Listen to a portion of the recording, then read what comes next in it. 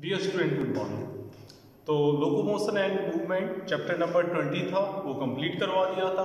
इसके बाद हमने स्टार्ट कर दिया था अगला chapter which is the chapter number 21, neural control and coordination. Neural control और कोऑर्डिनेशन में आज हम आपको बताएंगे about the human nervous system.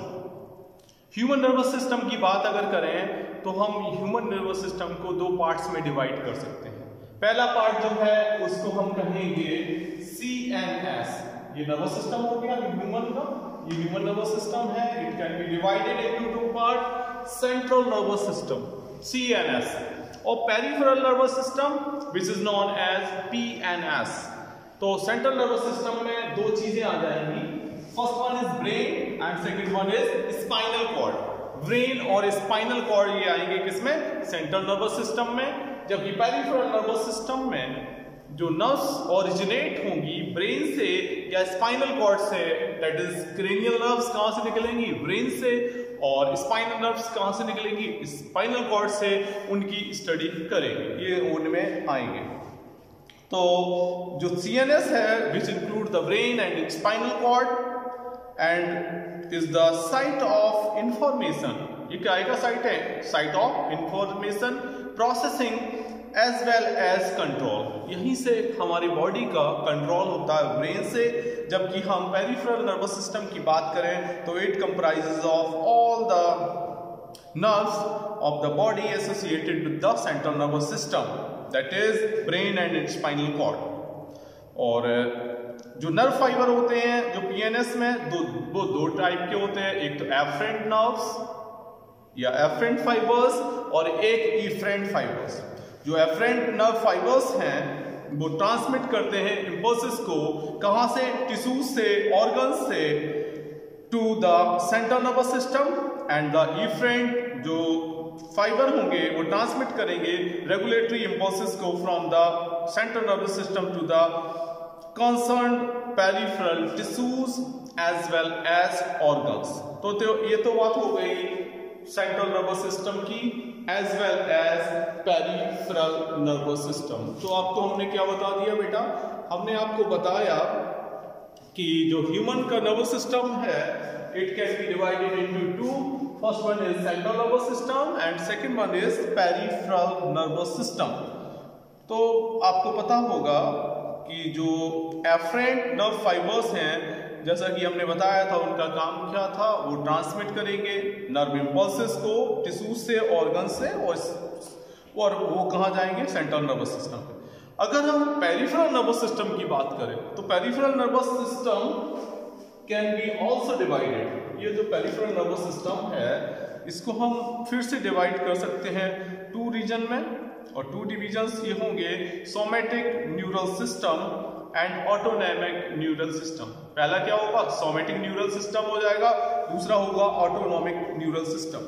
जो सोमैटिक न्यूरल सिस्टम है वो रिले करता है इंपल्सेस को कहां से करेगा? CNS से टू द स्केलेटल मसल्स। जबकि ऑटोनॉमिक न्यूरल सिस्टम जो है वो ट्रांसमिट करेगा इंपल्सेस को CNS से to the involuntary organs and smooth muscles of the body. आपको पता होगा कि जब हम पढ़ा रहे थे आपको चैप्टर लोकोमोशन एंड मूवमेंट, उसमें हमने स्मूथ मसल के बारे में बताया था। तो वो कैसी होती है? इनवॉलेंट्री एक्शन की होती है। जो ऑटोनॉमिक न्यूरल सिस्टम है वो फिर से क्लासिफाइड किया जा सकता है सिंपैथेटिक नर्वस सिस्टम में और पैरासिम्पैथेटिक नर्वस सिस्टम में। अगर हम देखें जो नर्वस सिस्टम है उसकी स्ट्रक्चरल एंड फंक्शनल यूनिट को हम न्यूरॉन कहते हैं। जिस तरीके से हमने आपको बताया था एक्सक्रीशन में, एक्सक्रीशन की जो स्ट्रक्चरल एंड फंक्शनल यूनिट क्या थी उसको नेफ्रॉन बोला था। तो ये जो न्यूरॉन है which is the basic structural and functional unit of nervous system. आपने सुना होगा कि it is also the longest cell. ये कैसी है? सबसे लंबी सेल होती है जिसकी लेंथ 100 सेंटीमीटर तक हो सकती है। अगर हम स्ट्रक्चर की बात करें न्यूरॉन की तो न्यूरॉन के जो पार्ट्स होंगे मेनली पार्ट्स, तो ये साइटोन है, सेल बॉडी, एक्सॉन है, ये लॉन्ग पार्ट है, ये क्या बोला जाएगा? एक्सॉन। अगर साइटोन को देखें तो साइटोन में क्या है? न्यूक्लियस दिखाई दे रहा है, ये प्रोसेसेस दिखाई दे रही हैं। इन प्रोसेस को हम क्या कहते हैं? डेंड्राइट्स कहते हैं। साइट ये जो फ्लूइड भरा है इसके अंदर सेल बॉडी या साइटोन के अंदर भरा है, उसमें पार्टिकल्स प्रेजेंट होंगे। इन पार्टिकल्स को निसल ग्रेन्यूल्स कहेंगे। और इसके अलावा आप देख रहे हैं ये एक्सॉन है, काफी पतला थे और लॉन्ग पार्ट होता है, लॉन्गेस्ट पार्ट होता है इसका। इसके अलावा ये जगह जगह ये दिखाई दे रहे हैं, इनको कहते हैं नोड ऑफ रेनवियर।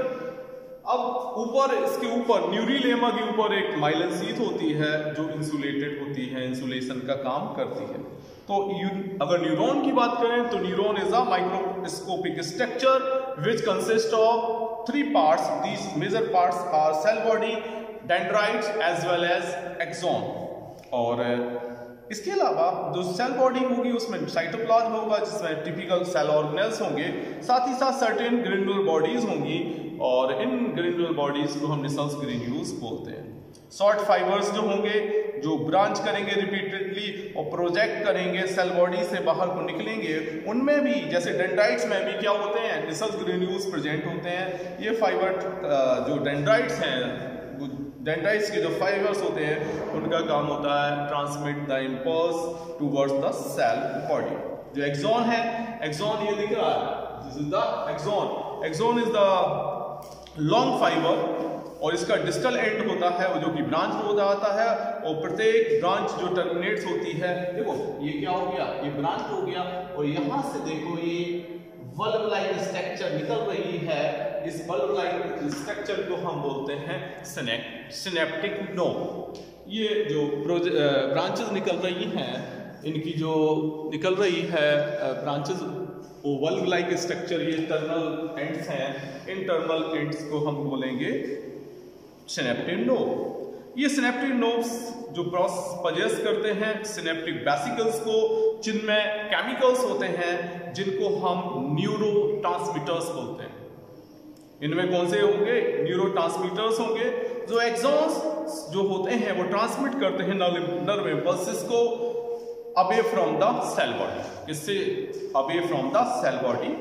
और कहाँ को करते हैं? सिनेप्स को करते हैं, या फिर उसको हम कह सकते हैं न्यूरोमस्कुलर जंक्शन, उसमें ये ट्रांसमिट करेंगे। अगर एक्सॉन और डेंड्राइट्स की नंबर की बेसिस पे बात करें तो न्यूरॉन 3 टाइप के हो सकते हैं, मल्टीपोलर हो सकते हैं, यूनिपोलर हो सकते हैं और बाइपोलर हो सकते हैं। सबसे पहले मल्टीपोलर की बात करें, मल्टीपोलर में एक एक्सॉन होगा और 2 या 2 से अधिक जो होंगे वो डेंड्राइट्स होंगे। अगर जैसे किसी में एक एक्सॉन है और 2 या 2 से अधिक क्या है? डेंड्राइट्स हैं, तो उसको हम कहेंगे मल्टीपोलर। और मल्टीपोलर जो होगा वो किस में पाया जाएगा? वो पाया जाएगा सेरेब्रल कॉर्टेक्स में प्रेजेंट होगा। बाइपोलर की बात करें तो बाइपोलर में क्या होगा? एक एक्सॉन होगा और एक डेंड्राइट होगा और ये पाया जाएगा जो हमारी रेटिना होती है, रेटिना ऑफ आई में ये बाइपोलर न्यूरॉन प्रेजेंट होते हैं।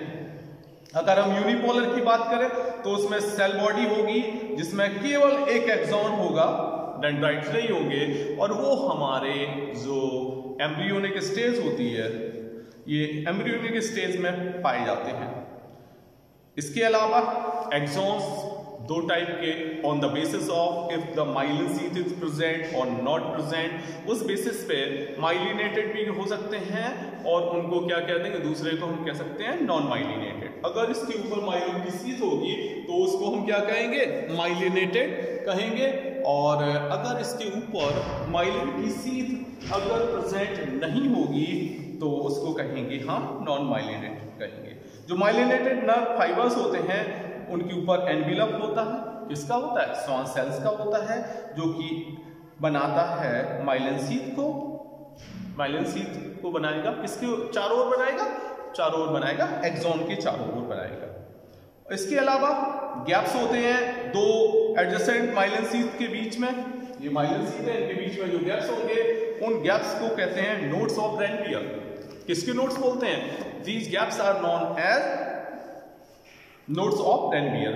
जो माइलिनेटेड नर्व फाइबर्स होते हैं वो प्रेजेंट होते हैं हमारे स्पाइनल और एंड के साथ साथ क्रेनियल नर्व्स में प्रेजेंट होते हैं, जबकि नॉन अनमाइलिनेटेड नर्व फाइबर हैं वो इनक्लोज्ड रहते हैं एक स्वान सेल से, जो कि फॉर्म नहीं करती है माइलिन शीथ, ये एक्सॉन के चारों ओर माइलिन शीथ को फॉर्म नहीं करती है और मुख्य रूप से पाई जाती है ऑटोनोमिक के साथ साथ सोमेटिक न्यूरल सिस्टम में प्रेजेंट होती है।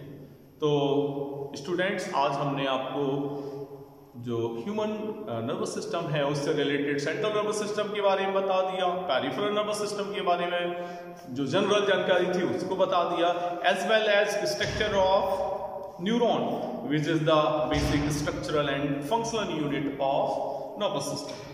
Thank you so much, have a good day.